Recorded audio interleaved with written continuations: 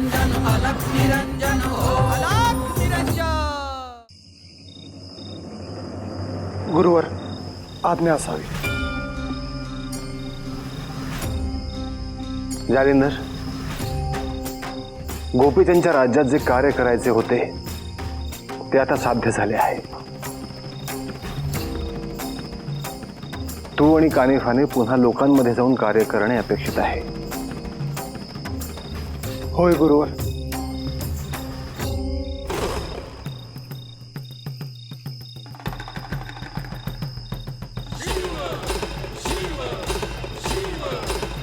डमरूचा आवाज येतो आहे। श्री महादेव येत आहेत। मग त्यांचे दर्शन घेऊनच जाईल।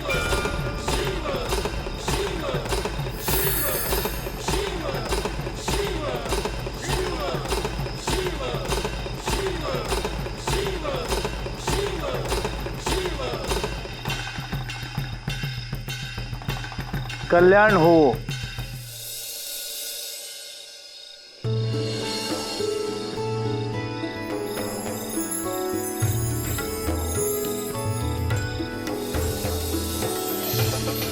गोरक्ष, आज तुझा प्रकट दिन आहे, म्हणून प्रत्यक्ष भेटायला चालू।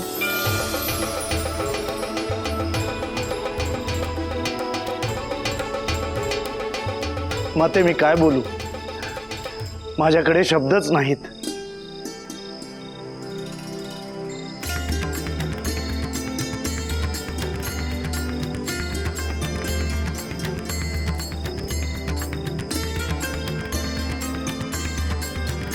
कैलासात आला असता तर तुझ्यासाठी खीर केली नसती का?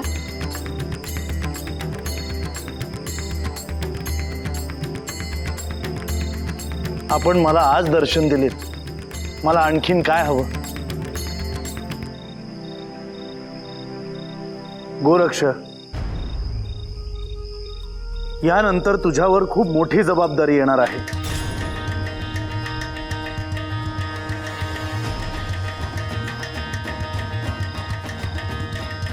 तुझी भूमिका खूप निर्णायक असणार आहे।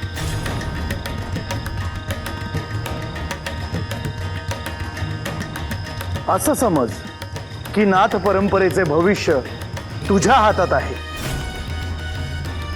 आपण मला सावध केले ते उत्तम झाले, परंतु नक्की काय होणार आहे याची जर कल्पना दिली तर?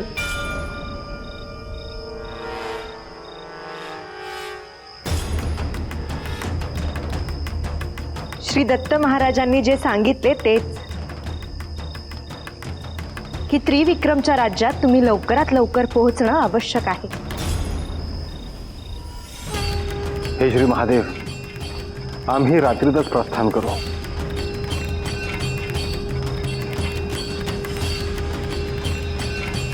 गोरक्ष, आजच्या तिथीला काय भेट देऊ? आपला आशीर्वाद असावा, मला आणखी काही नको। तो तर आहेच, अजून काहीतरी माग। हे श्री महादेव, मृत्यूनंतर शरीर मृत पावतं, परंतु जर मी ठरवलं तर मला त्यात परकाया प्रवेश करता यावा।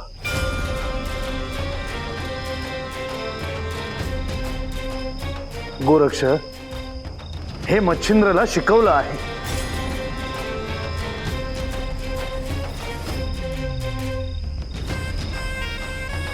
तुला ज्या आशीर्वादाची आवश्यकता आहे तो दिला तर चालेल का? अवश्य माते। शरीराचे वेगळे भाग झाले तरी तू त्यात प्राण आणू शकशील।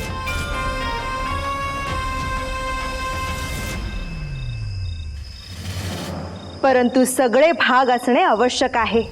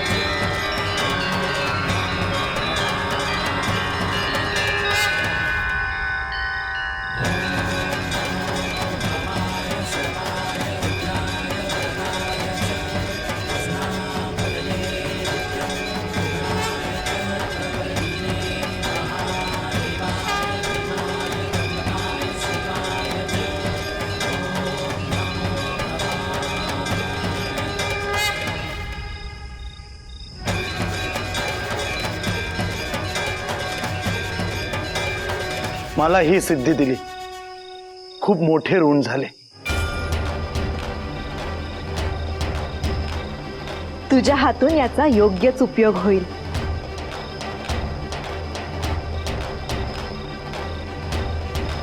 आता प्रस्थान करतो.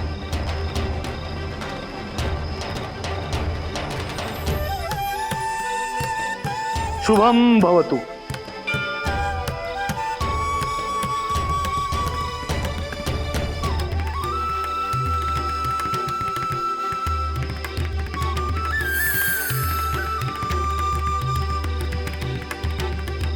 गुरुवर, मीही निघतो. परत भेटू.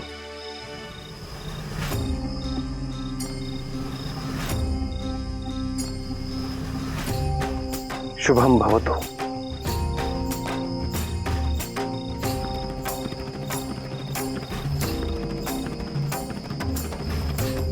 गोरक्ष, आपण त्रिविक्रमाकडे निघूया. होय गुरुवर.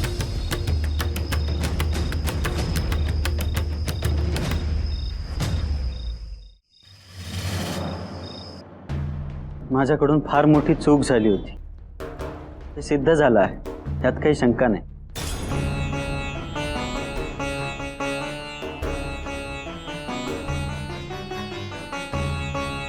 पण जेव्हापासून मी जालिंदरनाथांना भेटलो आहे तेव्हापासून माझ्यात विलक्षण बदल झाला आहे.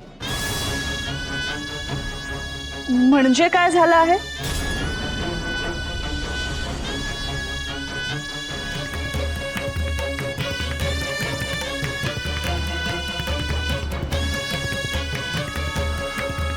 मला वैराग्य जाणवायला लागला.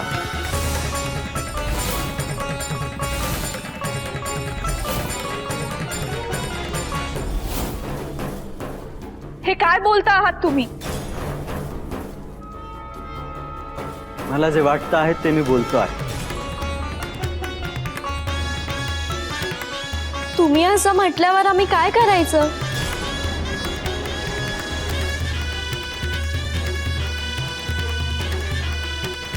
मला जे वाटतं आहे ते मी बोलतो आहे.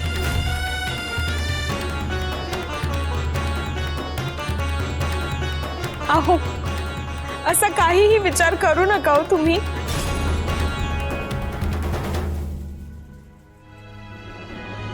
त्याला असं वाटणं मी समजू शकते. श्री जालिंदरनाथ काय म्हणाले होते की हा नवीन जन्म आहे. बरोबरच आहे.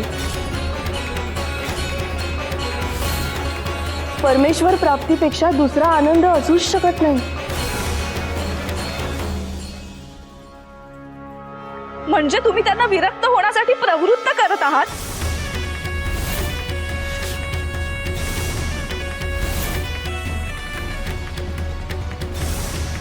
लोमावती,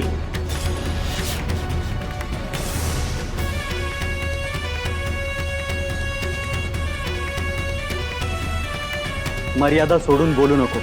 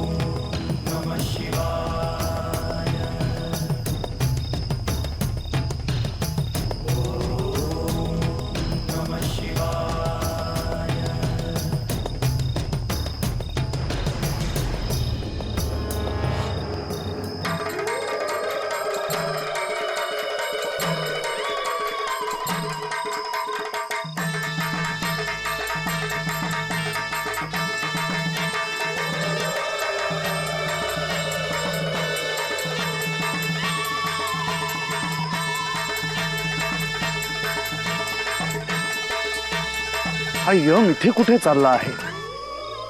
गुरुवर,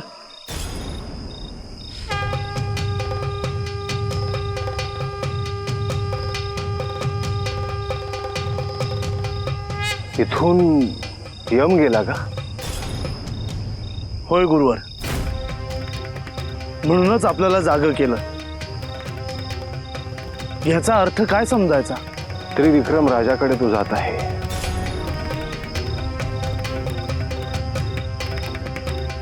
परंतु गुरुवर,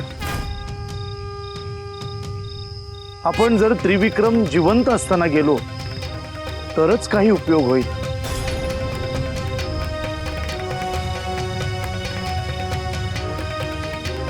वेळ पडली तर यमाला मी सांगेन.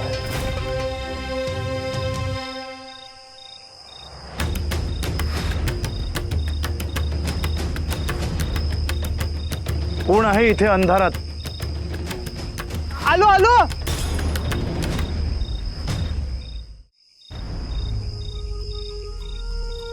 मी राजवैद्यांचा माणूस आहे. इथे काय करता आहात? राजवैद्यांनी औषधी शोधायला सांगितले, तीच शोधतोय. इतक्या रात्री? आमच्या राजाची प्रकृती बरी नाही.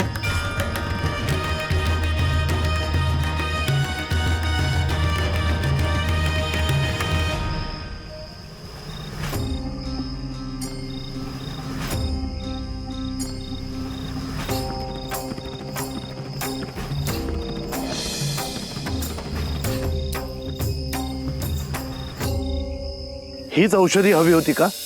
होय, चमत्कारच आहे.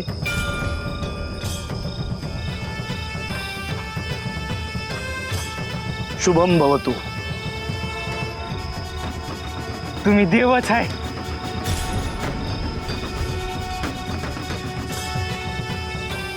हे घ्या आणि त्वरित निघा. आमची माणसं तिकडे वनस्पती शोधतायत, त्यांना सांगतो वनस्पती मिळाली म्हणून. येतो.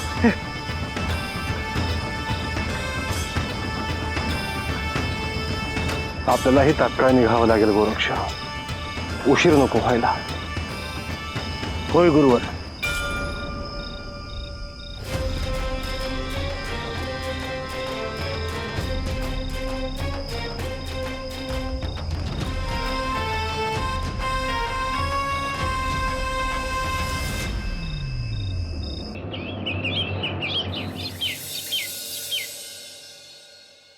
मी जालिंदरनाथ जिथे असतील तिथे त्यांना भेटायला जाणार आहे.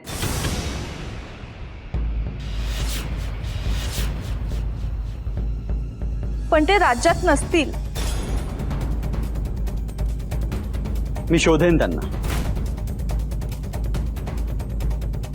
पण आता सगळं पार पडलं आहे, मग तुम्ही त्यांना भेटायला का जाणार आहात? मला त्यांचं शिष्यत्व पत्करायचं आहे.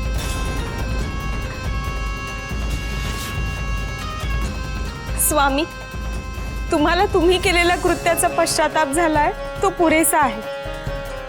तुम्ही त्यांची क्षमा सुद्धा मागितली आहे. आणि तुम्ही राजे आहात, त्यामुळे तेवढं पुरेसं आहे. यापेक्षा अधिक तुम्हाला शोभा देणार नाही. पण मला हे जाणवतंय की मी मूढ आहे, ज्ञानी नाही.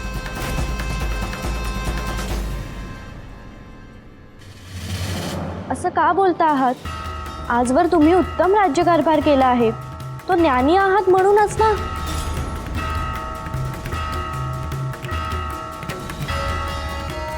मला जे ठाऊक आहे ते म्हणजे ज्ञान नाही.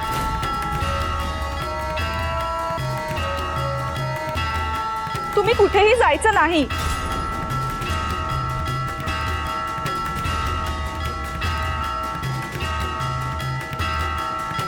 लोमावती, मी तुमचा पती म्हणून तुम्हाला सांगतो आहे,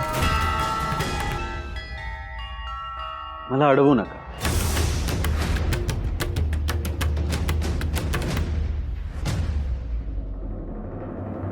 महाराज कुठे निघून गेले तर कसं व्हायचं? असे कुठे चाललेत महाराज? तुला माहितीच नाही का अजून? नाही. तर महाराजांच्या मांडीवर तुम्ही बसून असता सारखे, मला कसं माहित असलं? तो काय बोलतोयस तू? कामावरून काढून टाकेन मी. म्हणजे मला तसं म्हणायचं नव्हतं. बरं, महाराज असे कुठे जाणार आहे? जालिंदरनाथांना भेटायला. पण महाराज भेटून काय करणार? अरे ते त्यांचे शिष्य होणार आहेत. म्हणजे महाराज भगवी कापड घालणार? हो, पण मग प्रजेचं कसं व्हायचं? मी तर बुरुजावरून उडी मारून जीव देईन. अजून महाराज आहेत, लगेच उडी नको मारूस. आपल्याला त्यांच्या सोबत जायचंय.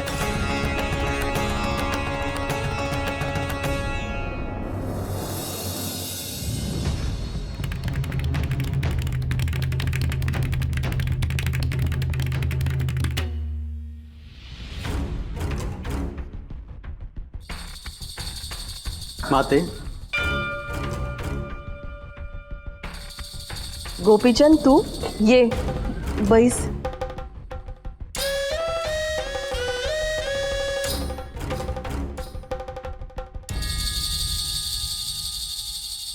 माते, माझ्यावरचा राग गेला की नाही? नाही रे, तुझ्यावर आता राग नाही. कुठेतरी शल्य आहे मनात की जे घडलं ते घडायला नको होतं, पण जे झालं ते झालं. माते, तुला काही सांगायचे आहे? सांग. काहीतरी महत्वाचे असल्याशिवाय तू येणार नाही.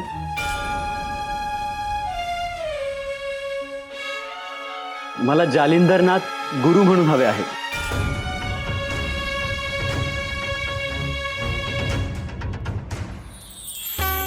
काय सांगतोस? किती आनंदाची गोष्ट आहे. माते, मी जे करतो आहे ते योग्य आहे ना? निश्चित. पण तू जाशील आणि जालिंदरनाथ तुझा शिष्य म्हणून स्वीकार करतील असं नाही होणार.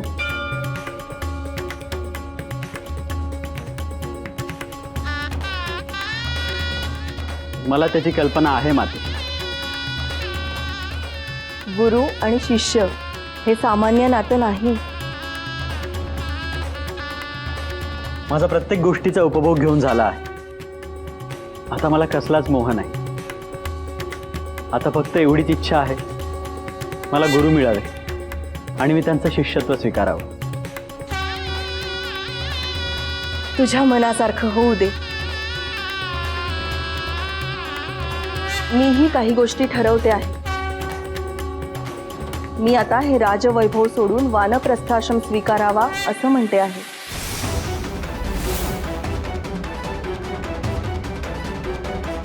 पण माते, तुला हे सगळं सहन कसं होणार? गुरु करवून घेतील. श्री महादेव कृपा करतील.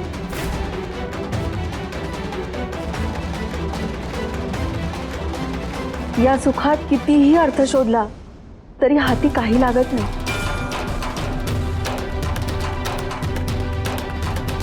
शेवटी सगळ्यांचे उत्तर गुरु हेच आहे.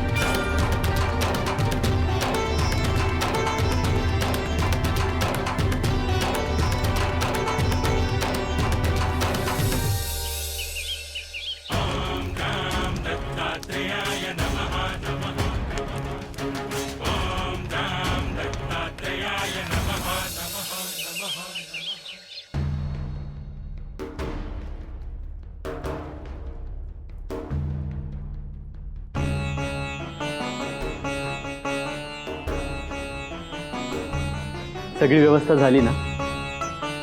होय महाराज. पण एक विचारू का? लवकर विचारा, वेळ कमी आहे माझ्याकडे. होय महाराज, तुम्ही दीक्षा घेणार म्हणजे नक्की काय? महाराज, तुम्ही आमच्या संग परत याल ना? व माहित नाही.